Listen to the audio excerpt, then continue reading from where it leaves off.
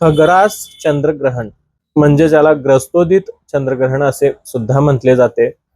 हे ग्रहण फाल्गुन शुक्ल पक्ष पौर्णिमा तिथी मंगळवार दिनांक 3 मार्च 2026 या रोजी भारतामध्ये दिसणार असून सर्वांनी या ग्रहणाचे वेध सूर्योदयापासून ते ग्रहण मोक्षापर्यंत म्हणजेच सायंकाळी 6:48 पर्यंत या ग्रहणाचे वेध पाळावेत।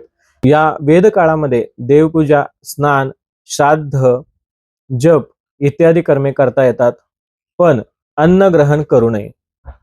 वृद्ध, अशक्त, बाल आणि गर्भवती स्त्रियांनी मंगळवारी सकाळी 11 वाजलेपासून ते ग्रहण मोक्षापर्यंत म्हणजेच सायंकाळी 6:48 पर्यंत या ग्रहणाचे वेध पाळावेत। या ग्रहणाचे शुभ फळ मिथुन, तुळ, वृश्चिक आणि मीन या राशींना शुभ फळ आहे। मेष, कर्क, धनु, कुंभ या राशींना मिश्र फळ आहे। तसेच वृषभ, सिंह, मकर आणि कन्या या राशींना अशुभ किंवा अनिष्ट फळ असून ज्या राशींना अनिष्ट फळ आहे या राशींच्या व्यक्तींनी आणि गर्भवती स्त्रियांनी हे ग्रहण पाहू नये। धन्यवाद। श्री स्वामी समर्थ।